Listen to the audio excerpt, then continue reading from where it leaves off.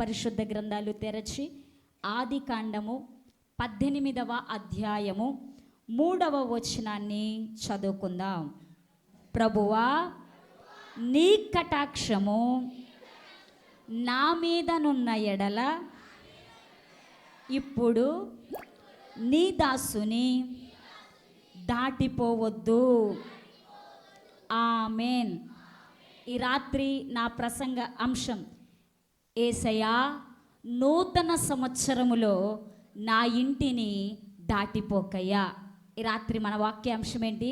యేసయ్యా, నూతన సంవత్సరములో నా ఇంటిని దాటిపోకయ్యా. ఒకానొక గ్రామములో ఒక సాయంకాల సమయములో చల్లపూట వేళ వర్షపు చినుకులు పడతా ఉన్నాయి. వర్షపు చినుకులు పడతా ఉంటే ఆ ప్రాంతములో ఒక నడి వయసులో ఉన్న ఒక తల్లి పొద్దుగూకే వేళలో ఒక గొడుగు తీసుకుని చినుకులు పడతా ఉంటే ఆ చిమ్మ చీకట్లో గొడుగేసుకుని ఎటు వెళ్ళాలో అర్థం కాక త్రోవ తప్పిన పరిస్థితిలో ఒక గొప్ప ధనవంతుడి ఇంటి దగ్గరికి వెళ్ళి తలుపు తట్టింది.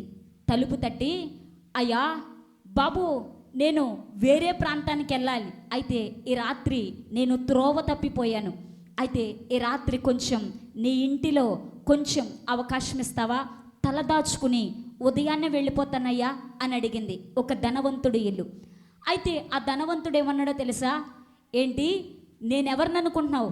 ఒక గొప్ప ధనవంతుణ్ణి. నువ్వెవరివో తెలుసా? ఒక లేబర్ వ్యక్తివి, ఒక పనికిరాని స్థితిలో ఉన్న వ్యక్తివి. నీలాంటి వారిని నా ఇంటిలో చేర్చుకుంటే నాకున్న స్టేటస్ పోద్ది, నువ్వు నా ఇంటిలోకి రావడానికి వెళ్ళలేదు, పో అని తలుపేసేశాడు. అయితే ఆ ఇంటిని దాటి ఆ తల్లి మరలా నడుచుకుంటూ మరొక ఇంటి దగ్గరికి వెళ్ళింది. మధ్యతరగతి కుటుంబం ఇంటి దగ్గరికి వెళ్ళింది. ఆ ఇంటి దగ్గరికి వెళ్ళి ఆ తల్లి మరలా తలుపు కొట్టడం ప్రారంభించింది. తలుపు కొట్టేసరికి ఆ ఇంటిలో ఉన్నవారు బయటకు వచ్చారు. బయటకు వచ్చేసరికి, అయ్యా, ఈ రాత్రి వర్షం పడతా ఉంది, ఒక ఆడదాన్ని ఎటు పోగలను, కొంచెం నీ ఇంటిలో స్థలం ఇస్తావా? ఈ రాత్రి తలదాచుకుని ఉదయం కాగానే నా వెళ్ళవలసిన ప్రయాణానికి ఆ స్థలానికి నేను వెళ్ళిపోతాను అని అడిగింది. వెంటనే ఆ ఇంటి యజమాని అన్నాడు, ఏమో నువ్వెవరో నాకు తెలియదు, కానీ ఈ రాత్రి నీకు స్థలం ఇవ్వడానికి నా ఇల్లే ఖాళీ లేదు, నా ఇంటిలో బాలెంతుంది, నా ఇంటిలో పిల్లలున్నారు, పరివారం ఉన్నారు, బంధువులు ఉన్నారు, ఖాళీయే లేదు, పో అని డోర్ వేసేసాడు. వెంటనే ఆ తల్లి మరలా బయలుదేరి మరొక ఇంటికి వెళ్ళింది. ఆ ఇల్లు ఎలాంటిదో తెలుసా? ఒక పేద విధవరాలు, పనికిరాని స్థితిలో తన భర్తను పోగొట్టుకుని ఒక యవ్వన కాలములో విధవరాలుగా ఉంది. ఆమెకి 2 బిడ్డలున్నారు. ఆ బిడ్డలిద్దరిని కూడా ఒక కుక్కి మంచములో, ఒక నవారి మంచములో పడుకోబెట్టుకుని ఆ బిడ్డలిద్దరి దగ్గర పడుకుని బయట పడుతున్న వర్షపు చినుకులకు చలికి ఆ బిడ్డలిద్దరిని కౌగిట్లో పెట్టుకుని ఆ మంచం మీద పడుకునుంది. అయితే ఈ తల్లి సరాసరి ఆ ఇంటి దగ్గరకు వచ్చింది. డోర్ కొట్టడానికి ఆ ఇంటికి డోర్ లేవు. ఎందుకో తెలుసా? ఒక కట్టన్ మాత్రమే ఉంది, సరైన తలుపులు లేవు, ఇంటి మీద సరైన తాటేకులు లేవు. ఆ ఇంటిలో ఒక ప్రక్కన వర్షం పడతా ఉంటే ఇంటిలో కూడా వర్షం పడతా ఉంది. అయితే ఎప్పుడైతే ఈ తల్లి అమ్మా ఇంటిలో ఎవరు అని కేకేసిందో వెంటనే ఆ పేద విధవరాలు మంచములో పడుకున్న ఆ తల్లి తన 2 బిడ్డల్ని మంచములోనే వదిలిపెట్టి పరుగున వచ్చి ఆ కట్టన్ దగ్గరికి వచ్చి ఆ కట్టన్ తీసి, ఎవరమ్మా, ఎవరు కావాలి, ఏంటి అని అడిగింది. వెంటనే ఈ తల్లి అన్నమాట, అమ్మా నేను వేరే ప్రాంతానికి వెళ్ళాలి, అయితే ఈ రాత్రి ఈ చీకట్లో నేను త్రోవ తప్పిపోయాను, కొంచెము నీ ఇంటిలో స్థలం ఇస్తే ఈ రాత్రి తలదాచుకుని ఉదయము కాగానే వెళ్ళిపోతాను, అయితే నీ రుణము నేను ఉంచుకోనమ్మా, కొంచెం హెల్ప్ చేస్తావా అని అడిగింది. వెంటనే ఆ పేద విధవరాలన్న మాట ఏంటో తెలుసా? సాటి ఆడదానిగా నీ బాధను నేను అర్థం చేసుకోగలను, పక్కన వర్షం పడతా ఉంది, భయంకరమైన వేదరగాలులు వేస్తూ ఉన్నాయి, ఈ టైంలో ఎటు పోగలవు? అయితే నా ఇల్లు చాలా చిన్నది, నీకు ఇష్టమైతే ఉండడానికి నీకు అభ్యంతరము లేకపోతే రమ్మ నా ఇంటి లోపలికి అని ఆహ్వానించింది. వెంటనే ఆ తల్లి లోపలికి వచ్చింది. ఆ ప్రక్కనే ఉన్న ఆ కుక్కి మంచములో పడుకున్న ఇద్దరు బిడ్డలను చూసింది. ఆ ఇంటిలో ఉన్న పరిస్థితులన్నీ ఈ తల్లి చూస్తూ ఉంది. అయితే విచిత్రం ఏంటో తెలుసా, ఆ పేద విధవరాలు పరుగు పరుగున పొయ్యి దగ్గరికి వెళ్ళి చూస్తే ఏమీ లేదు, గంజి ఉంది. ఆ గంజి గబగబా పొయ్యి అంటించింది, ఆ గంజిని వేడి చేసింది, తీసుకొచ్చి ఈ తల్లి దగ్గరికి తీసుకొచ్చి అంటుంది, అమ్మా పగలంతా అలసిపోయేవేమో, నడిచి నడిచి ఉన్నావేమో, ప్రయాణం చేసేవేమో, భారంగా ఉన్నావేమో, కొంచెం ఈ వేడి వేడి గంజి నాకున్నది ఇదేనమ్మా, ఇవి తాగు అని చెప్పి ఆ తల్లికి అందించింది. ఆ వేడి వేడి గంజి గట్టగట్ట తాగేసింది. ఆమె తాగిన తర్వాత ఇప్పుడు కింద పడుకోవడానికి ఆమె ఇష్టపడతా ఉంది. వెంటనే ఆ పేద విధవరాలన్న మాట ఏంటో తెలుసా, అమ్మా వద్దు, నువ్వు కింద పడుకోవద్దు, నా బిడ్డలిద్దరినీ కూడా నేను కింద పడుకోబెట్టుకుంటాను, నువ్వు మాత్రం నాకున్న ఆ కుక్కి మంచములోనే పడుకో తల్లి అంది. వెంటనే ఆమె ఇంటిలో స్థలం ఇవ్వటమే గొప్పదైతే మరలా నీ పిల్లల్ని కింద పడుకోబెట్టమంటావా, వద్దు తల్లి నేను కింద పడుకుంటానంది. వెంటనే ఆ విధవరాలు అంటుంది, అతిథి దేవో భవ అన్నారు కదా, నీవు నా ఇంటికి ఈ రాత్రి అతిథిగా వచ్చావు కాబట్టి నిన్ను సన్మానించటం నా ధర్మమమ్మా, నీవు మంచం మీద పడుకో అని చెప్పింది. ఈ తల్లికి మంచం ఇచ్చి తన బిడ్డలిద్దరినీ కూడా కింద పడుకోబెట్టుకుంది. వెంటనే ఈ తల్లి ఏం చేసిందో తెలుసా, పడుకున్న తర్వాత ఆ పేద విధవరాలు ఆ పడుకున్న ఆమె దగ్గరకు వెళ్ళి ఆమె కాళ్ళు నొక్కుతూ దోమలు కొడతాయేమోనని ఆమెకు విసినకర్ర పెట్టి విసురుతా ఉందంట. వెంటనే ఈ తల్లి అందంట, అమ్మా నువ్వెందుకు నాకు ఈ పని చేస్తూ ఉన్నావు అంటే, అమ్మా నీవు పగలంతా నడిచి నడిచి అలసిపోయావు, నా ఇంటిలో సరైన ఫ్యాన్ లేదు, నీకు నిద్రకి ఇబ్బంది ఏమో అని చెప్పి నేను ఇసురుతా ఉన్నాను, పర్వాలేదు పడుకో అంది. అయితే ఆ రాత్రి ఆమె ప్రక్కన కూర్చుని ఆ పేద విధవరాలు దోమలు కుట్టకుండా ఆ తల్లికి విసురుతా ఉంది. ఉదయం అయిపోయింది, తెల్లవారుజాము 4 గంటలైంది. ఈమె కూడా విసిరి విసిరి నిద్రపోయింది. అయితే జరిగిన విచిత్రం ఏంటో తెలుసా, 4 గంటలకు ఆమె లేచి చూస్తే మంచం మీద ఉన్న ఆమె లేదు. వెంటనే ఈమె ఆశ్చర్యపోయింది, ఇదేంటి బయటికి ఎక్కడికి వెళ్ళిందా అని గబగబా బయటకు వచ్చి చూస్తే బయట ఎక్కడా కనిపించలా. ఇప్పటికి ఈమె డౌట్ వచ్చింది, ఇదేంటి రాత్రి నా ఇంటికి ఇబ్బందిలో ఉన్నానని చెప్పి నా ఇంటికి వచ్చిన ఆమె మంచిదా దొంగదా, ఎవరు ఏంటి అని ఈమెకు టెన్షన్ వచ్చి, అరే ఒకవేళ దొంగది నా ఇంట్లోకి వస్తే నా ఇంట్లో ఏమున్నాయి తీసుకెళ్ళడానికి, ప్లేట్లు గ్లాసులే కదా, ఇంకేమీ లేవు కదా అని గబగబా లోపలికి వెళ్ళింది. అంతా చూసుకుంది, ఎక్కడున్న ప్లేట్లు అక్కడే ఉన్నాయి, ఎక్కడున్న గ్లాసులు అక్కడే ఉన్నాయి, వాటన్నిటినీ చూసింది. చూసిన తర్వాత ఈ తల్లి మనసులో అనుకుంటుంది, అరే ఎంత కృతజ్ఞత లేనిదేంటి ఏమే, రాత్రి వర్షములో వస్తే ఇంటిలో చేర్చుకున్నాను కదా, ఆతిథ్యం ఇచ్చాను కదా, పరిచర్య చేశాను కదా, మరి చక్కగా నా ఇంటిలో ఆశ్రయం ఇచ్చాను కదా, వెళ్తా వెళ్తా అమ్మా రాత్రి చక్కని ఆతిథ్యాన్ని ఇచ్చావు, ఆశ్రయాన్ని ఇచ్చావు, నీకు వందనాలమ్మా అని ఒక్క మాట కూడా చెప్పలేదే. సర్లే కొంతమందికి కృతజ్ఞత ఉండదు అని విడిచిపెట్టేసింది. అయితే జరిగిన విచిత్రం ఏంటో తెలుసా, కొంత సమయానికి 4, 5, 6, 7 గంటల టైం అయింది. జాగ్రత్తగా వినండి.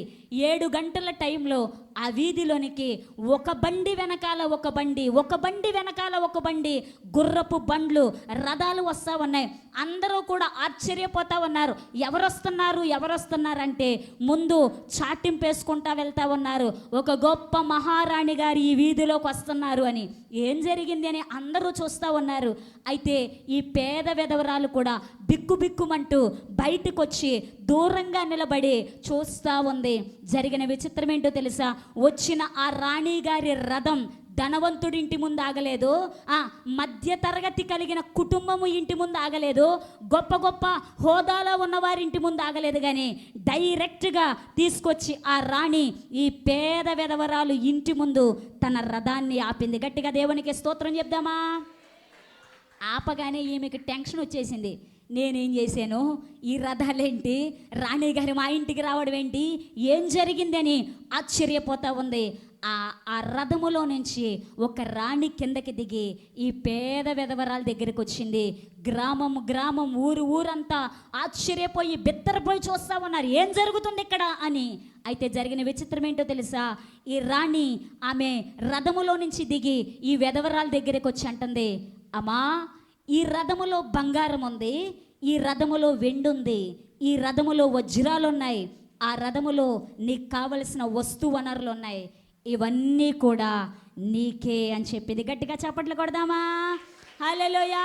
ఆ మాట చెప్పగానే ఈ పేద విధవరాలు వణుకుతూ అంటుంది, అమ్మా నాకెందుకు ఇస్తున్నావు, నేనేం చేశాను నీకు అని అడగగానే ఆ రాణి అంటుంది, గత రాత్రి మారు వేషములో నీ ఇంటికి వచ్చింది ఎవరో కాదు నేనే అని చెప్పింది. గట్టిగా దేవునికి స్తోత్రం చెప్దామా?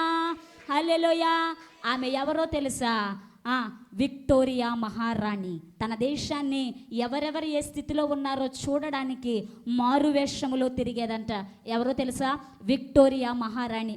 ఈ రాత్రి నేను చెప్పేది ఏంటంటే, ఒక రాణి ఆ పేద విధవరాలి ఇంటికి వస్తే తన దిశ మారిపోతే, ఈ రాత్రి నా యేసయ్య రాజులకు రాజు ప్రభువులకు ప్రభువు పరిపాలకుడైన ఆ దేవాతి దేవుడు నీ ఇంటిలో అడుగు పెడితే, నీ ఒంటిలో అడుగు పెడితే, నీ కుటుంబములో అడుగు పెడితే, నీ జీవితంలో అడుగు పెడితే నీ చరిత్రనే మార్చేస్తాడు ఆయన. గట్టిగా చప్పట్లు కొడదామా? హల్లెలూయా. ఈ రాత్రి ఆ పరిశుద్ధుడైన దేవుడు, ఆ పవిత్రుడైన దేవుడు నీ ఇంటిలో అడుగు పెట్టాలి. హల్లెలూయా. ఆయన నీ ఇంటిలో అడుగు పెడితే నీ చరిత్రే మారిపోద్ది.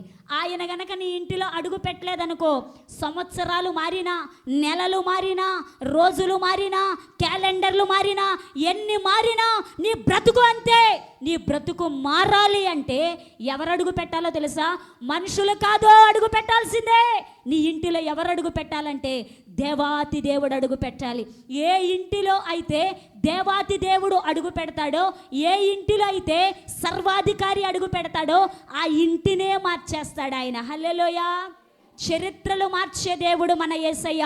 ఈరోజు నా యేసయ్య నీ ఇంటిలో అడుగు పెడితే, నా యేసయ్య నీ కుటుంబములు అడుగు పెడితే, నా యేసయ్య నీ వ్యాపారములు అడుగు పెడితే, నా యేసయ్య నీ ఉద్యోగములు అడుగు పెడితే, నా యేసయ్య నువ్వు చేసే ఏ పనిలో అడుగు పెడితే ఆ పనిలో దేవుడు నీ చరిత్రనే తిరగరాయిపోతావన్నాడు. గట్టిగా చప్పట్లు కొడుతూ దేవునికి స్తోత్రం చెప్దామా? హల్లెలూయా. అయితే మనం అందరం ఏం చేయాలో తెలుసా?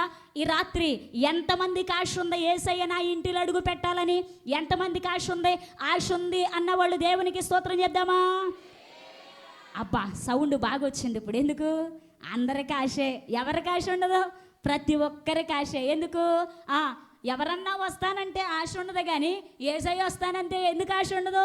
ఎందుకు? ఆయన రాజులకు రాజు, ప్రభువులకు ప్రభువు, గొప్ప దేవుడు, అన్నీ కలిగిన వాడు, ఉన్నవాడు అనువాడు. అలాంటి దేవుడు నీ ఇంటిలో అడుగు పెడతానంటే ఎవరో వద్దనరు, అందరూ ఇష్టపడతారు. అయితే ఆయన రావాలంటే కొన్ని పనులు చేయాలి. మన ఇష్టం వచ్చినట్టు మనం తిరిగేసి, మనం చెయ్యాల్సినవి చేసేసి, తినాల్సినవి తినేసి, తిరగాల్సిన స్థలాలకి తిరిగేసి యేసయ్యా నువ్వు వచ్చాయంటే ఆయన ఏమీ ఖాళీగా లేడు. హల్లెలూయా. హల్లెలూయా. ఆయన ఖాళీగా లేడు. నువ్వు కరెక్ట్గా ఉంటే నువ్వు ఎక్కడ నిలబడితే అక్కడ నీ పక్కనే నిలబడతాడు యేసయ్య. హల్లెలూయా. యేసయ్యతో నువ్వేం చెప్పాలో తెలుసా? యేసయ్యా నా ఇంటిలో మేము ఇద్దరమే ఉన్నాం, అయితే మూడో వాడిగా నువ్వు ఉండయ్యా. యేసయ్యా నా ఇంటిలో ముగ్గురు ఉన్నాం, నాలుగో వాడిగా నువ్వు ఉండయ్యా. యేసయ్యా నా ఇంటిలో నలుగురుముగా ఉన్నాం, ఐదో వాడిగా నువ్వు ఉండయ్యా. ఈ రాత్రి నీవు చెప్పగలిగితే, నా యేసయ్య నీ ఇంటిలో అడుగు పెట్టగలిగితే నీ చరిత్రనే మార్చేస్తాడు ఆయన. హల్లెలూయా. ఆయన గనక నీ ఇంటిలో అడుగు పెడితే పరలోకములో ఉన్న ఆనందాన్ని, సమాధానాన్ని ఈ భూలోకములోనే అనుభవించే కృపను దేవుడు నీకిచ్చునుగాక. ఆమేన్. అంటే మీరు అనుకోవచ్చు, ధనధాన్యాలు దొరుకుతాయా, ఆస్తి అంతస్తులు దొరుకుతాయా, బంగారం దొరుకుతాయా, ఇవన్నీ దొరుకుతాయని నేను చెప్పను. పరలోకంలో ఏముందో తెలుసా? ఆకలి దప్పులు లేవు. ఉన్నాయా? లేవు. బిర్యానీ ఉందా? లేదు. పరలోకములో చింతలు లేవు, పరలోకములో బాధలు లేవు, పరలోకములో దుఃఖము లేదు, పరలోకములో మరణము లేదు, అంతకంటే కరోనా అక్కడ లేనే లేదు. చప్పట్లు కొడుతూ దేవునికి స్తోత్రం చేద్దామా? హల్లెలూయా. ఈ భూలోకంలో కొన్ని రోజులకు వచ్చేస్తుంది అంటున్నారు, ఇటు నుంచి వస్తుంది అంటున్నారు, అటు నుంచి వస్తుంది అంటున్నారు. ఏంటది? కరోనా. అది పెద్ద సైతాన్ అయిపోయింది, మనకి సైతాన్ గళ్ళ తయారైంది, భూమిని వణికిచ్చేస్తూ ఉంది కదా. ఈ భూలోకములోనే ఏవైనా అప్పులైనా, నొప్పులైనా, బాధలైనా, ఇబ్బందులైనా, కష్టాలైనా, శ్రమలైనా పరలోకములో ఇవేవి కూడా లేవు. హల్లెలూయా, హల్లెలూయా. అయితే ఈ రాత్రి మనము చదివిన అంశంలోకి వద్దాం. అబ్రహాము ఇంటికి ఎంతమంది వచ్చారు చెప్పాలి? 18వ అధ్యాయములో అబ్రహాము ఇంటికి 3 మనుషులు వచ్చారు. ఎంతమంది వచ్చారు? 3 మనుషులు వచ్చారు. ఆ 3 మనుషులు వచ్చిన తర్వాత అదే మనమైతే ఏం చేద్దామంటే, అబ్రహాం గారు ఆతిథ్యం ఇవ్వడానికి వాళ్ళు 3 రాగానే ఆయన సిద్ధపరుస్తూ ఉన్నాడు. అదే వాస్తవానికి అబ్రహాం ఏమనాలంటే, వాళ్ళ 3 చూసి నా ప్రభువులారా అనాలి. ఏమనాలి? నా ప్రభువులారా అనాలి. ఎందుకు? 3 ఉన్నారు అక్కడ, తండ్రి, కుమార, పరిశుద్ధాత్మ. అయితే ఆయన నా ప్రభువులారా అని అనలా. అదే మనమైతే ఖచ్చితంగా అందు, నా ప్రభువులారా రండి ఆతిథ్యం ఎత్తాను అందువేమో. కానీ ఆయన అలా అనలా. ఏమన్నాడో తెలుసా? ప్రభువా నా ఇంటిలోనికి రండి అయ్యా, నాకున్న దానిలో నుంచే నీకేం చేస్తాను, నేను ఆతిథ్యం ఇస్తానయ్యా, నాకున్నదే నీకు ఇచ్చి తృప్తిపరుస్తానయ్యా అన్నాడు. గట్టిగా దేవునికి స్తోత్రం చేద్దామా? హల్లెలూయా. 99 సంవత్సరాల వయసులో ఉన్న వృద్ధుడు దేవునికి ఆతిథ్యం ఇవ్వడానికి ఇక్కడ పరుగున కొన్ని ఘనమైన పనులు చేశాడంట. ఏం చేశాడు? ఘనమైన పనులు చేశాడు. ఈ రాత్రి ఆత్మ సంబంధమైన ఆ పనులు గనక మనం చేయగలిగితే దేవుడు మన కుటుంబాలను నిశ్చయముగా దీవించునుగాక. హల్లెలూయా. ఆయన ఏమంటున్నాడో తెలుసా? ప్రభువా, అబ్రహాం గారు అంటున్నాడు, వాళ్ళ 3 రాగానే, ప్రభువా నీ కటాక్షము, మనం చదివిన మాట, నీ కటాక్షము నా మీద ఉన్న ఎడల నీ దాసుని దాటిపోవద్దు. ఏమన్నాడు? నీ కటాక్షము నా మీద ఉన్న ఎడల నీ దాసుని దాటిపోవద్దు. ఏం చెప్పాడు? నీ దాసుని దాటిపోవద్దు అన్నాడు. ఆ మాట చెప్పాడు. వాళ్ళ 3 లోపలికి వచ్చారు. జరిగిన విచిత్రం ఏంటో తెలుసా? ఎప్పుడైతే ఆ తండ్రి, కుమార, పరిశుద్ధాత్మ దేవుణ్ణి అబ్రహాము ప్రభువా నీ కటాక్షము నా మీద ఉన్న ఎడల నన్ను దాటిపోవద్దు, లోపలికి రా అని ఆహ్వానించగానే ఆ 3 తండ్రి, కుమార, పరిశుద్ధాత్మ త్రియేక దేవుడు అబ్రహాము ఇంటిలో అడుగు పెట్టారు. అడుగు పెట్టగానే జరిగిన విచిత్రం ఏంటో తెలుసా? అబ్రహాము ఇంటిలో అప్పటి వరకు ఒక కొరతతో ఉన్నాడు. ఏం కొరత? సంతానపు కొరత. అయితే ఎప్పుడైతే వాళ్ళు అడుగు పెట్టారో, అడుగు పెట్టిన తర్వాత ఆతిథ్యాన్ని తీసుకున్న తర్వాత దేవాతి దేవుడు మరుసటి సంవత్సరానికి అబ్రహాము లోటును తీర్చాడు. గట్టిగా కొట్టాలి చప్పట్లో. ఏంటంట? అబ్రహాము లోటును తీర్చాడు. ఈ రాత్రి నా యేసయ్య నీ ఇంటిలో అడుగు పెడితే ఈ సంవత్సరపు చివరి దినాలలో ఏ కొరతతో ఉన్నావో, ఏ అవసరములో ఉన్నావో, ఏది కావాలని కోరుకుంటా ఉన్నావో, ఏ బాధపడతా ఉన్నావో, నా యేసయ్య రాబోయే నూతన సంవత్సరములో నీ ఇంటిలో అడుగుపెట్టి కొరతలు తీర్చునుగాక, ఆ లోయను పూడ్చునుగాక, ప్రతి అవసరత తీర్చునుగాక, గొప్ప సంతోషమిచ్చునుగాక. హల్లెలూయా. అబ్రహాము ఆతిథ్యం ఇవ్వడానికి నీ కటాక్షము నా మీద ఉన్న ఎడల రాయ్యా అనగానే వెంటనే యేసయ్య వచ్చాడు. ఇప్పుడు మీరందరూ ఏమంటారంటే, అబ్రహాము గారికి తండ్రి, కుమార, పరిశుద్ధాత్మ దేవుడు కనపడ్డాడు గనక, ఆయన్ని ఎదుర్కొన్నారు గనక ఆయన అలా వాళ్ళను బ్రతిమాలుకున్నాడు. అయితే మరి మాకు కూడా తండ్రి, కుమార, పరిశుద్ధాత్మ దేవుడు కనపడితే మేం కూడా దేవా నీ పాదాలు విడిచిపెట్టమయ్యా, మమ్మల్ని దీవించయ్యా అని అంటాం. ఆయన ఎక్కడున్నాడో చెప్పండి అంటారు కదా. ఆయన ఎక్కడున్నాడు? వాక్యమే మనకు ఆధారము. వాక్యం ఏం చెప్తుందో తెలుసా? 2, 3 కూడి ఎచ్చట నా నామమును ఆరాధిస్తారో అట్టి వారి మధ్యలో, చెప్పాలి, అట్టి వారి మధ్యలో రావట్లా వెనకాల నుంచి మాట చెప్పాలి. అట్టి వారి మధ్యలో నేనున్నాను. ఈ రాత్రి ఇద్దరం కాదు, ముగ్గురం కాదు, మనమందరము సంఘముగా, సమాజముగా అత్యాసక్తితో, ఏక మనసుతో, ఏకాత్మతో ఈ ఆరాధన చేస్తూ ఉంటే పరిశుద్ధాత్మ దేవుడు మన మధ్యలోకి వచ్చి మనలందరినీ చూసి పరవశించిపోతా ఉన్నాడు. ఆయన కొట్టాల గట్టిగా చప్పట్లో హల్లెలూయా. ఆ తండ్రి పరవశించిపోతా ఉంటే నేను దాటిపోతాడా? చెప్పాలి. ఆయన పరవశించిపోతా ఉంటే నిన్ను దాటిపోతాడా? దాటిపోయే దేవుడు కాదు మన యేసయ్య. హల్లెలూయా. ఈ రాత్రి నీవు గనక దేవుణ్ణి, దేవా నన్ను దాటిపోవద్దయ్యా, నన్ను దాటిపోయే దేవుడవు నీవు కాదయ్యా అని అడగగలిగితే దేవుడు నిన్ను దాటిపోయే దేవుడు కాదు. ఈ రాత్రి అలనాడు యాకోబును దాటిపోకుండా మోసగాడైన యాకోబును దీవించాడే, ఈ రాత్రి నిన్ను కూడా దీవించే వెళ్తాడు ఆయన. హల్లెలూయా. ఏం చేస్తాడు ఆయన? దీవించే వెళ్తాడు. అయితే అలాంటి దేవుణ్ణి మనము, దేవా నన్ను దాటిపోవద్దయ్యా, నన్ను విడిచిపెట్టొద్దయ్యా, నన్ను ఆశీర్వదించయ్యా అని మనందరము కూడా దేవుణ్ణి ప్రార్థన చేయగలిగితే తప్పకుండా మన యేసయ్య మనలను దాటిపోయే దేవుడు కాదు. ఈ సందర్భంలో నేను ఒక మాట చెప్పాలి.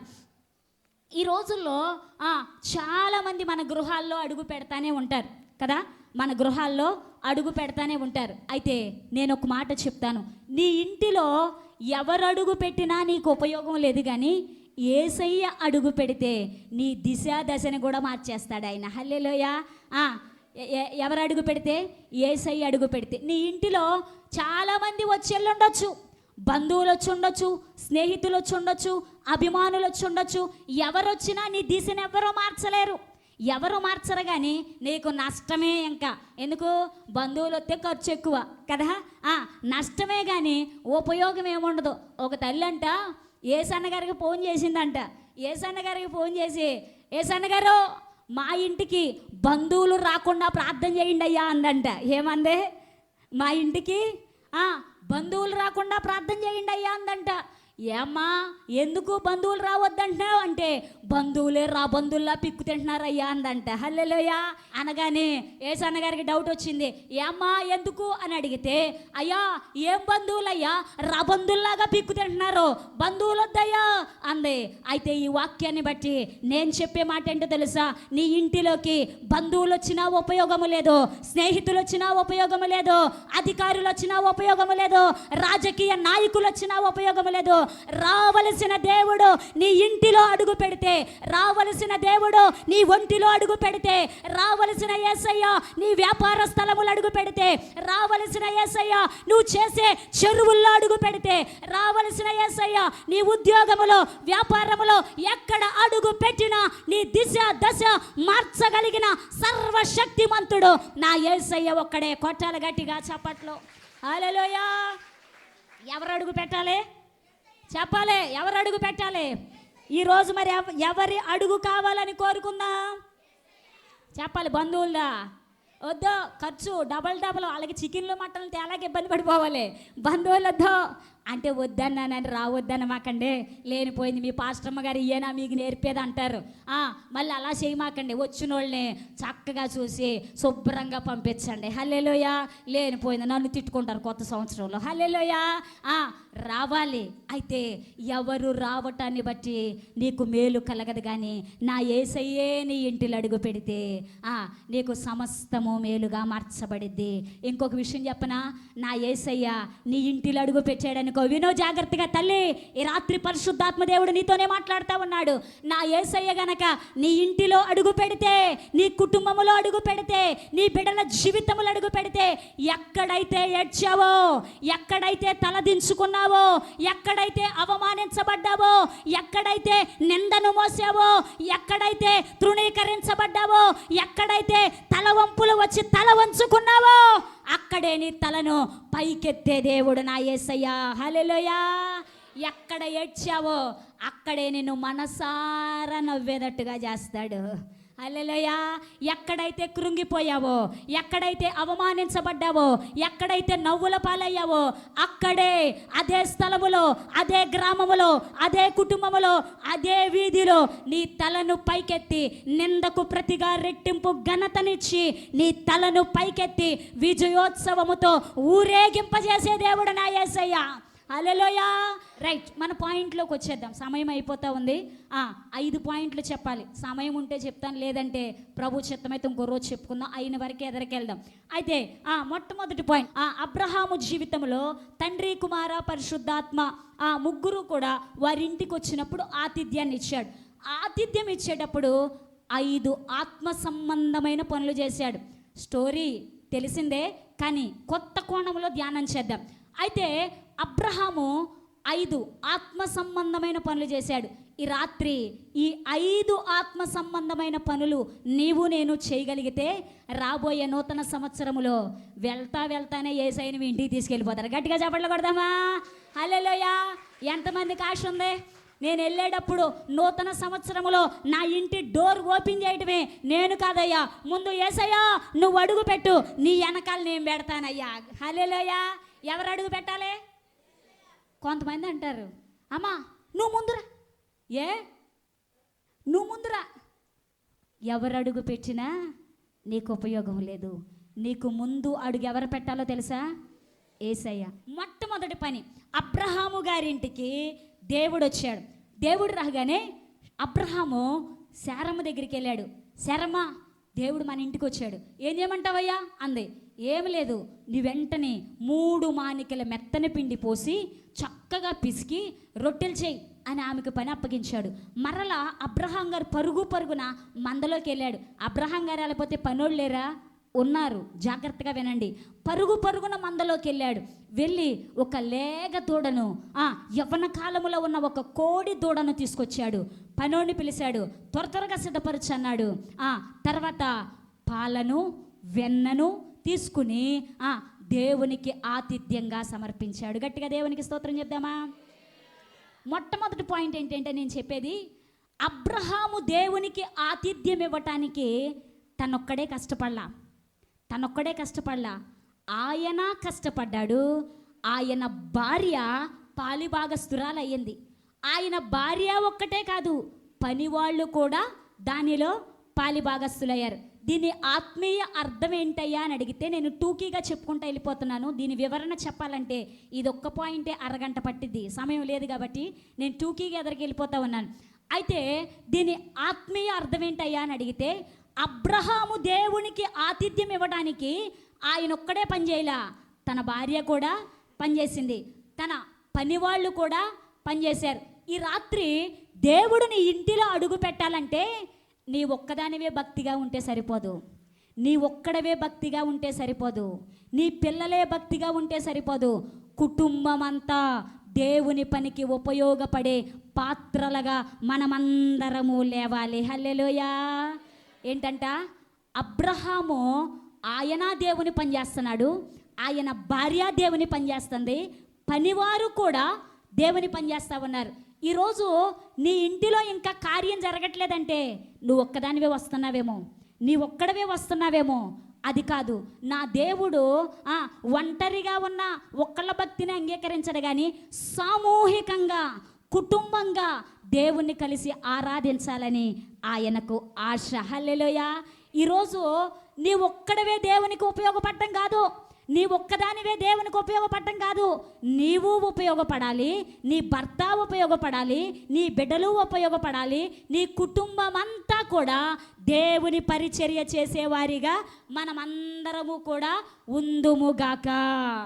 హల్లెలూయా. ఒక చిన్న మాట చెప్తాను. ఇంకా నీ ఇంటిలో ఏదో ఒక సమస్య కలుగుతూ ఉందంటే దాని అర్థం ఏంటో తెలుసా? భార్యాభర్తలుగా మీరిద్దరూ భక్తిలోనే ఉన్నారు, అయితే నీ కడుపున పుట్టాడే నీ బిడ్డ, నీ కడుపున పుట్టిందే నీ కుమార్తె, ఒకవేళ ఆమె, ఆ కుమారుడు, ఆ కుమార్తె భక్తిలో తప్పిపోయాడేమో.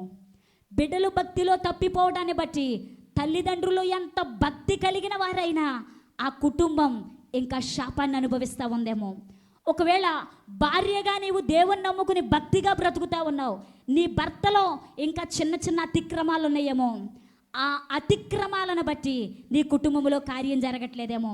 ఒకవేళ నీ బిడ్డలిద్దరూ భక్తిగా ఉన్నారు, నీలో లోపం ఉందేమో, అందును బట్టి ఇంకా నీ కుటుంబం అనే సాగర సంసారాన్ని ఈదలేకపోతా ఉన్నావేమో. విను జాగ్రత్తగా, ఈ రాత్రి నువ్వేం చేయాలో తెలుసా? నీ ఒక్కడవే భక్తిగా బ్రతకటం కాదు, నీ ఒక్కదానివే భక్తిగా బ్రతకటం కాదు, కుటుంబం అంతా ఐక్యతగా సామూహికంగా ఏక మనస్సు కలిగి ఏకాత్మ కలిగి దేవుని పనిలో పాలు పంచుకోగలిగితే దీవెనలన్నీ కూడా గట్టిగా దేవునికి స్తోత్రం చెప్దామా? ఈ మాట నేను ఎందుకు చెప్పానో తెలుసా? యోనా ఒక్కడే వాడలో దేవుని మాట విననివాడు. వాడలో ఉన్న వాళ్ళంతా నిర్దోషులే. వాళ్ళు ఏమన్నా తప్పు చేశారా? చేయలా. తప్పు చేసింది యోనా. మాట వినకుండా పారిపోయింది యోనా. వాడ మీదకి ఒక గొప్ప అల వచ్చి కల్లోలం చేసేసింది. వాడలో ఉన్న వాళ్ళంతా ప్రాణాలు గుప్పెళ్ళలో పెట్టుకున్నారు. ఈరోజు నీ కుటుంబంలో ఒకరు తప్పు చేసిన ఆ శాపము శోధన కుటుంబం మొత్తాన్ని ఏలుబడి చేసిద్ది. విను జాగ్రత్తగా. నీవు భక్తిగానే ఉన్నావు, మరి నీ భర్త పరిస్థితి ఏంటి? నీవు భక్తిగానే ఉన్నావు, నీ భార్య పరిస్థితి ఏంటి? నీవు భక్తిగానే కూర్చున్నావు, నీ బిడ్డల పరిస్థితి ఏంటి? ఈ రాత్రి దేవుణ్ణి అడుగు, యేసయ్యా ఇంతవరకు గడిచిపోయిందేదో అయిపోయిందయ్యా. రాబోయే నూతన సంవత్సరములో రాబోయే నూతన వత్సరములో నా ఇల్లంతా నీ పని చేయాలయ్యా, నా కుటుంబం అంతా నీ పని చేయాలి, మేమంతా నీకు ఉపయోగపడే పాత్రలుగా ఉండాలి, మమ్మల్ని అందరినీ కూడా ఉపయోగపడే పాత్రలుగా మార్చుకుందువుగాక. హల్లెలూయా. ఇంతవరకు ఒకవేళ వినండి జాగ్రత్తగా, ఇంతవరకు ఒకవేళ లోకాశలు నేను లాగేసినాయేమో, లోకములో ఉన్న కోర్కెల చొప్పున ఇష్టము చొప్పున వెళ్ళిపోయావేమో, అయితే ఈ రాత్రి నువ్వు ఒక తీర్మానం తీసుకోవాలి. యేసయ్యా ఎంతవరకు జరిగిన పరిస్థితిని నేను విడిచిపెడతానయ్యా. ఇక నుంచి నేను, నా భార్య, నేను, నా తల్లి, నేను, నా తండ్రి, కుటుంబం అంతా నీకు ఉపయోగపడే పాత్రగా, పనికొచ్చే పాత్రగా మార్చబడతామయ్యా అని నీవు ప్రార్థన చేయగలిగితే రాబోయే నూతన సంవత్సరములో నీ ఇంటిలో ఏ కొదువు ఉందో ఆ కొదువును తీర్చి 23వ కీర్తనలో చెప్పబడిన వాగ్దానం గిన్నె పొంగి పొర్లునట్లుగా నా యేసయ్య రాబోయే నూతన సంవత్సరములో నీ కుటుంబమును నిండారా నింపునుగాక. హల్లెలూయా. నింపబడాలంటే మొట్టమొదటిగా ఏం చేయాలి? మన కుటుంబం అంతా కూడా దేవుని పనిచేసేవారిగా ఉండాలి. బైబిల్లో చాలామంది అలా కుటుంబాలుగా పనిచేశారు. ఎవరు చెప్తారా? యెహోషువ ఏమన్నాడో చెప్పండి. ఏమన్నాడు యెహోషువ? నేనును నా ఇంటి వారును చెప్పాలి, యెహోవానే సేవిస్తాం. రాబోయే నూతన సంవత్సరములో మన సంఘములో 4 సంఘాలలో ఉన్న కుటుంబాలన్నీ యెహోషువ కుటుంబాల వలె మార్చబడును గాక. రాబోయే నూతన సంవత్సరములో మన 4 సంఘాలలో ఉన్న కుటుంబాలన్నీ అబ్రహాము కుటుంబాల వలె మార్చబడును గాక. కొర్నేలు కుటుంబం కూడా అదేనండి కదా. కొర్నేలు కుటుంబం కూడా అదే, లూదియా కుటుంబం కూడా అదే. ఆమె ఒక్కటే మారటం కాదు, తన ఇంటోళ్ళందరినీ మార్చేసింది. అబ్రహామును దేవుడు దాటిపోకుండా ఉండడానికి కారణం ఏంటో తెలుసా? తన కుటుంబం అంతా దేవుని పనిచేసే కుటుంబంగా ఉంది. హల్లెలూయా. రెండో పాయింట్లో అబ్రహాము శారమ్మ గారి దగ్గరికి వెళ్ళి ఏం చెప్పాడో తెలుసా? అమ్మా 3 మానికల మెత్తని పిండిని పోసి చక్కని ఏం చేయమన్నాడు? రొట్టెలు చేయమన్నాడు. రేపు ఆదివారం నుంచి మనం కూడా తలోకు 3 మాన్లు తెచ్చి అయ్యగారికి ఇద్దామా? అది కాదండోయ్, ఆత్మ సంబంధమైన అర్థం చెప్తాను, జాగ్రత్తగా వినండి. 3 అనే సంఖ్య దేనికి గుర్తుగా ఉంది అని అడిగితే మానవునికి గుర్తుగా ఉంది. 3 అనే సంఖ్య దేనికి గుర్తుగా ఉంది? మానవునికి గుర్తుగా ఉంది. మానవునికి ఎలా గుర్తుగా ఉంది? శరీరము, ప్రాణము, ఆత్మ. అయితే ఇప్పుడు అబ్రహాము ఈ 3 మానికల పిండిని ఎందుకు తెచ్చాడు? ఆయన ఇంటికి వచ్చింది ఎంతమంది? 3. ఒకళ్ళు కాదు, 2 కాదు, 3. జాగ్రత్తగా వినండి, ఈ సంఖ్య బాగా గుర్తుపెట్టుకోండి. 3 వచ్చారు, 3 మానికలు పోయమన్నాడు. 3 మానికలు తింటారా? చెప్పండి, తింటారా? తినలేరు. అక్కడ ఆత్మీయ అర్థం ఉందో చెప్తాను, జాగ్రత్తగా వినండి. ఇప్పుడు అబ్రహాము చెప్పే మాట ఏంటంటే, 3 మానికల మెత్తని పిండి దేనికి గుర్తుగా ఉందంటే, అయ్యా నా ప్రాణం, నా శరీరం, నా ఆత్మ, ఈ 3 కూడా ఒక రొట్టెగా పిండిగా దంచి వాక్యమనే అగ్ని చేత దానిని కాల్చి నీ ముందు దానిని సమర్పించుకుంటున్నానయ్యా అన్నాడు. గట్టిగా దేవునికి స్తోత్రం చేద్దామా? హల్లెలూయా. అంటే ఏంటో తెలుసా? నా ప్రాణాత్మ శరీరములు నీ సన్నిధిలో వంగిపోతా ఉన్నాయ్యా. హల్లెలూయా. రెండవదిగా సమర్పణ కలిగిన వాడు. హల్లెలూయా.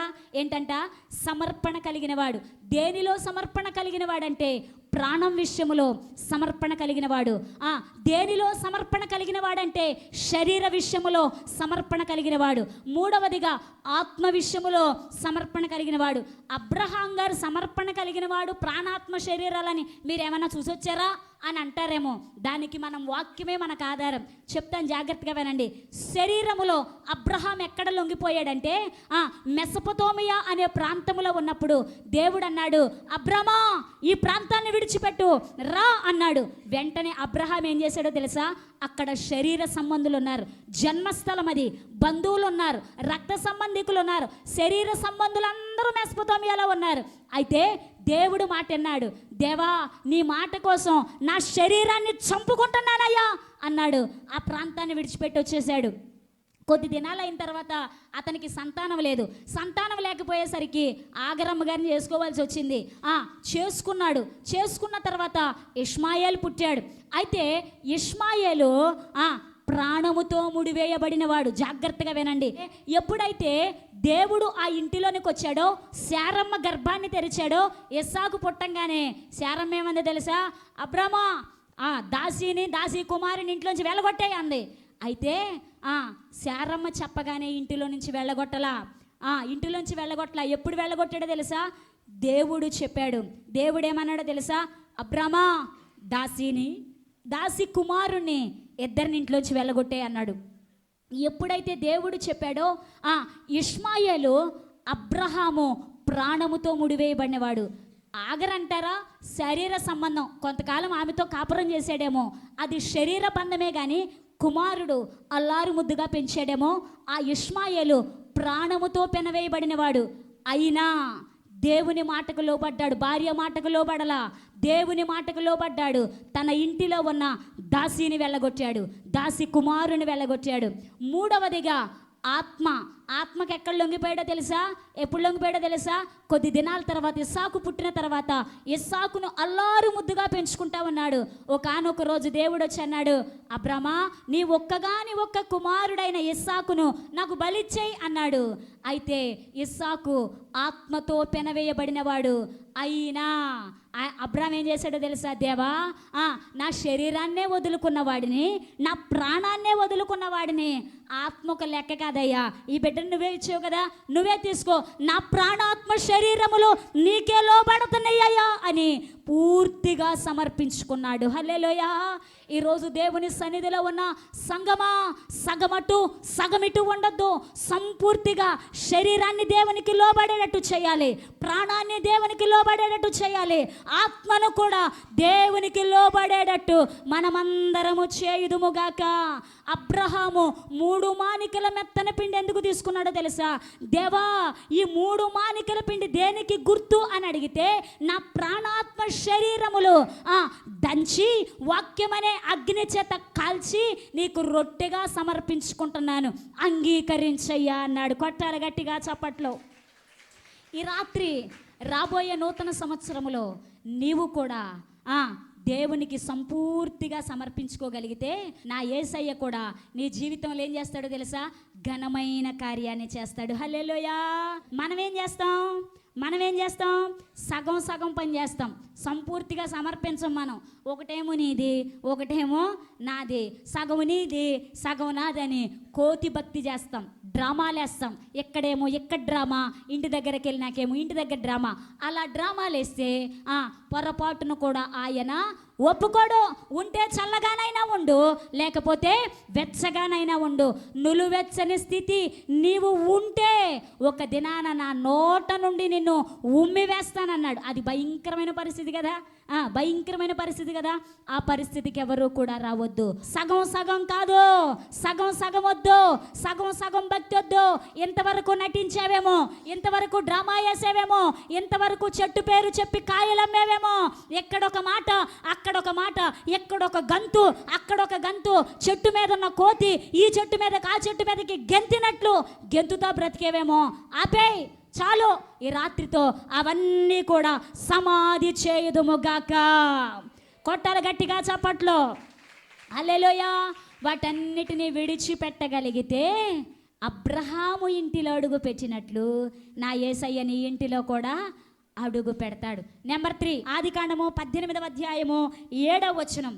ఒక మంచి లేత దూడను సమర్పించాడంట. దీని అర్థం ఏంటో తెలుసా? ఈరోజు నీవు నేను మనందరి జీవితాల్లో ఉన్న యవ్వన జీవితాన్ని, యవ్వన వయస్సుని దేవునికి ఏం చేయాలో తెలుసా? బలిపీఠం మీద సమర్పించి, యేసయ్యా నాకు లోకాన్ని అనుభవించే అవకాశం ఉంది, డబ్బుంది, అన్ని అవకాశాలు ఉన్నాయి, కానీ అబ్రహాము లేత దూడను సమర్పించినట్లు నేను కూడా నీ సన్నిధిలో నా యవ్వన వయసును సమర్పిస్తానయ్యా.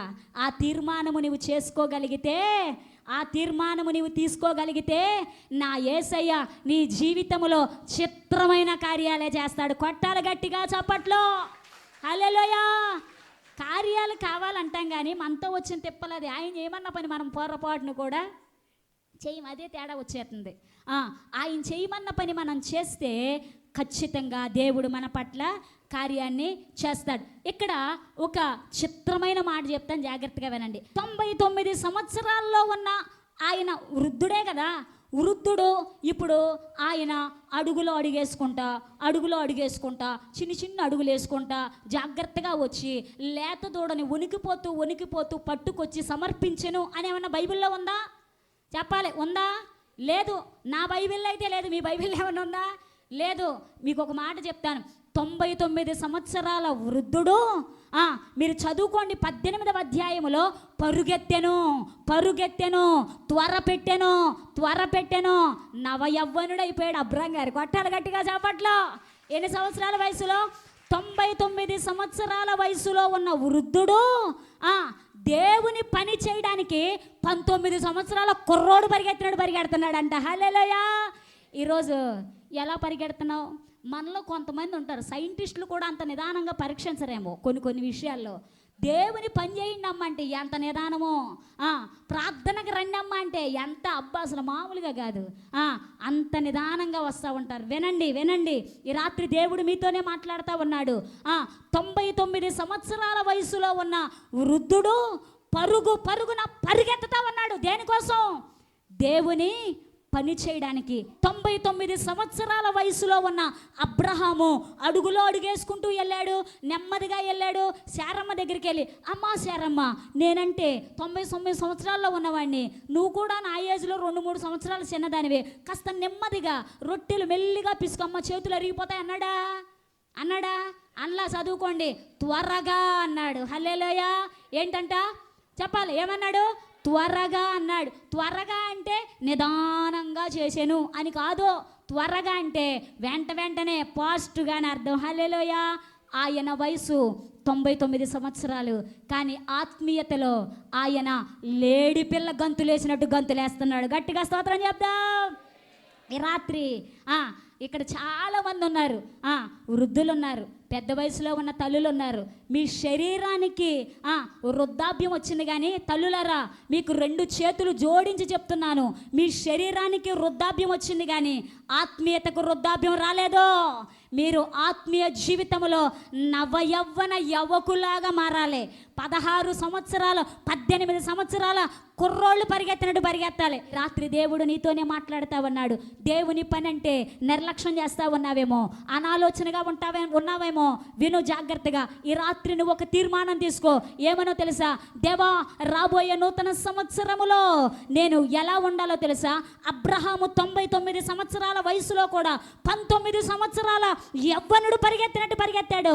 రాబోయే నూతన సంవత్సరములో నేను కూడా ఒక యవనస్తురాల్లాగా, ఒక యవనుల్లాగా నీ పని చేయడానికి లేడి పిల్లవలే గంతులు వేయాలయ్యని తీర్మానం తీసుకోవాలి. గట్టిగా స్తోత్రం చెప్దామా? హల్లెలూయా. యవనస్తులు ఏం చేయాలి చెప్పాలి? ఏం చేయాలి? తీర్మానం తీసుకోవాలా వద్దా? ఈ యవ్వన బిడ్డలను బట్టి నేను చాలా సంతోషిస్తా ఉన్నా. నిజంగా పరిచర్య అంటే ఎంతగా పరిగెట్టుకొస్తున్నారు. ఈ యవ్వన బిడ్డలు బట్టి గట్టిగా చప్పట్లు కొడతారు. ఒకసారి కొట్టాలి గట్టిగా. నిజంగా మందిరములో ఏ పని అయినా సరే యవ్వన బిడ్డలు నేను చేస్తానని పరుగెత్తుతున్నారు. అబ్రహాము వలె. అబ్రహామును దీవించిన దేవుడు యవ్వన బిడ్డలందరినీ దీవించునుగాక. హల్లెలూయా. వాళ్ళే కాదండి, దేవుని పని అంటే, పరిచర్య అంటే మీరు కూడా పరిగెత్తాలి.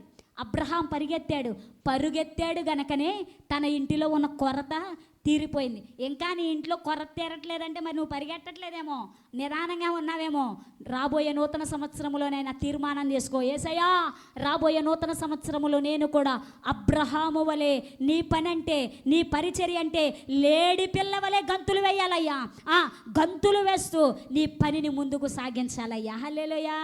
యవ్వన కాలమందు పుట్టిన కుమారులు బలవంతుని చేతిలో, చెప్పాలి, బలవంతుని చేతిలో బాణముల వంటి వారు. ఈ రాత్రి నీ వయసుకు వృద్ధాప్యం రాలేదు, వచ్చిందేమో ఆత్మీయతలో మాత్రం నీకు వృద్ధాప్యం రాలేదు.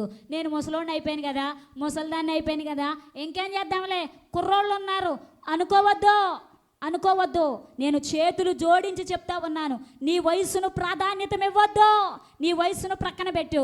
అబ్రహాము వయసుకు ప్రాధాన్యత ఇస్తే అబ్రహాము పరిగెత్తేవాడు కాదు, ఆ దేవుడు ఆ ఇంటిలో అడుగు పెట్టేవాడు కూడా కాదు.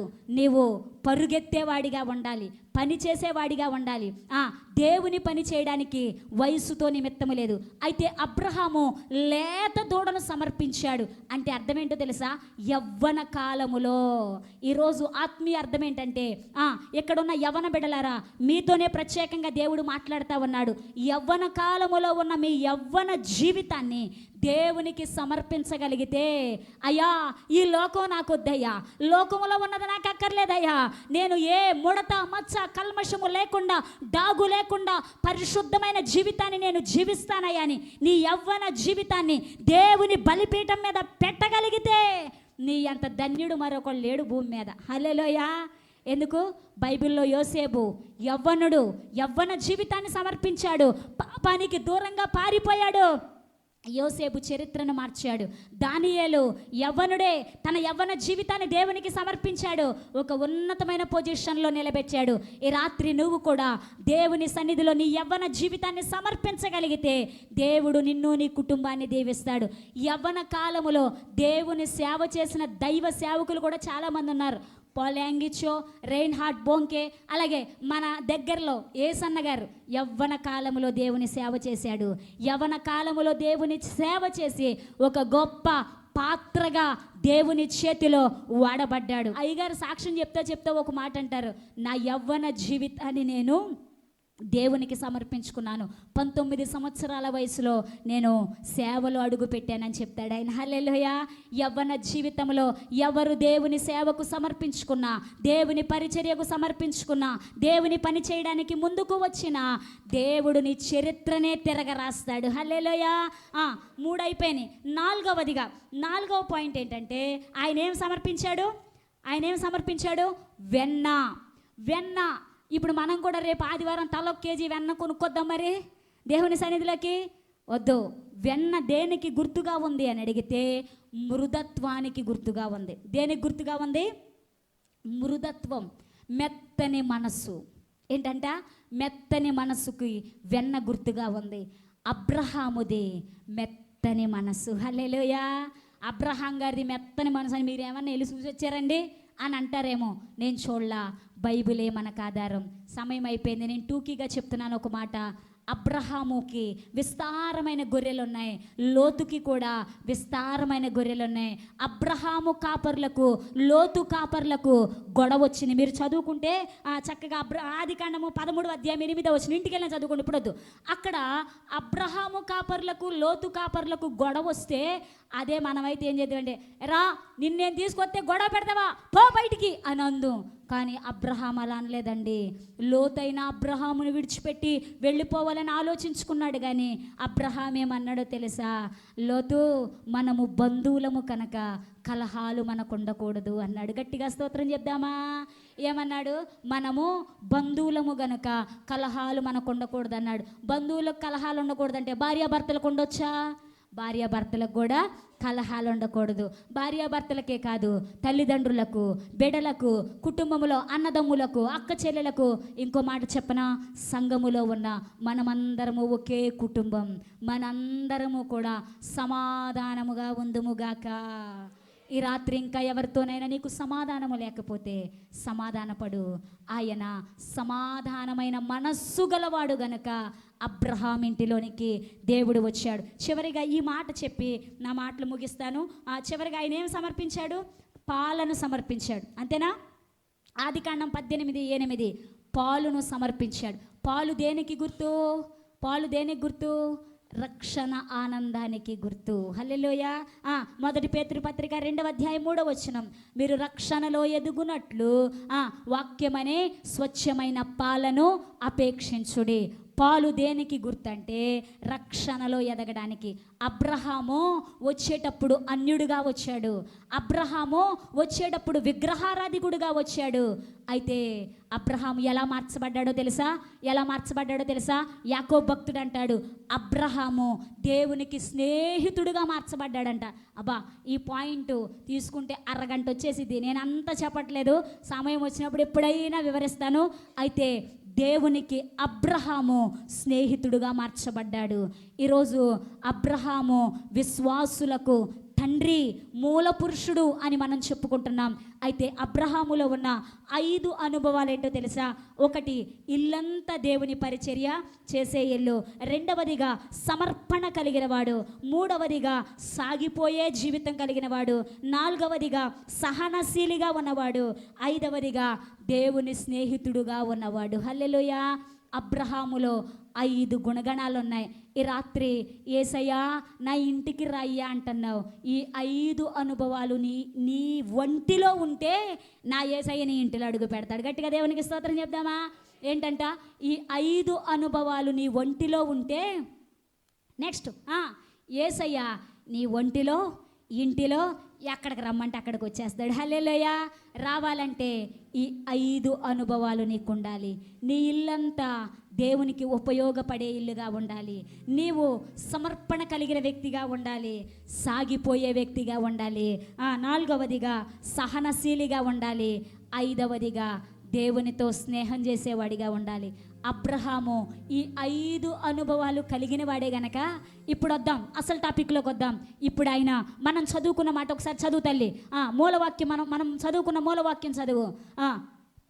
ప్రభువా నీ కటాక్షము నా మీద ఉన్న ఎడల నీ దాసుని దాటిపోవద్దు. ఈ మాట అందరం కూడా చెప్దామా?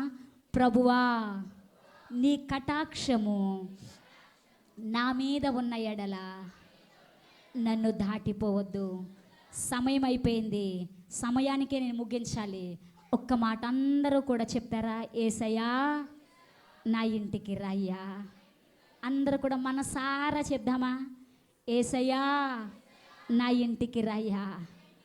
యేసయ్యా మేమిద్దరమే ఉన్నాం, మాతో పాటు 3వవాడిగా ఉండయ్యా. మేము 3గురమే ఉన్నాం, 4వవాడిగా ఉండయ్యా. మేము 4గురంగా ఉన్నాం, 5వవాడిగా ఉండయ్యా. నా కుటుంబంలో నీవు ఉంటే కొరత ఉండదయ్యా. నా కుటుంబంలో నీవు ఉంటే కొదువు ఉండదయ్యా. నా కుటుంబంలో నీవు ఉంటే గిన్నె నిండి పొంగి పొర్లినట్లుగా రాబోయే నూతన సంవత్సరములో నా కుటుంబాన్ని దీవిస్తావయ్యా, ఆశీర్వదిస్తావయ్యా. హృదయమార మనస్ఫూర్తిగా యేసయ్యా నా ఇంటికి రాని ఫీలింగ్తో ప్రార్థన చేద్దామా? దయచేసి అందరూ కూడా మోకరించుదాం. సమయం అయిపోయింది. టకటక మోకరించాలి, లేట్ చేయొద్దు. ఈ రాత్రి పరిశుద్ధాత్మ దేవుడు నిజంగా నీతో మాట్లాడితే వెంటనే మోకాళ్ళ మీదకి వచ్చి 2 చేతులు పైకెత్తి హృదయమారా పిలివేసేయని.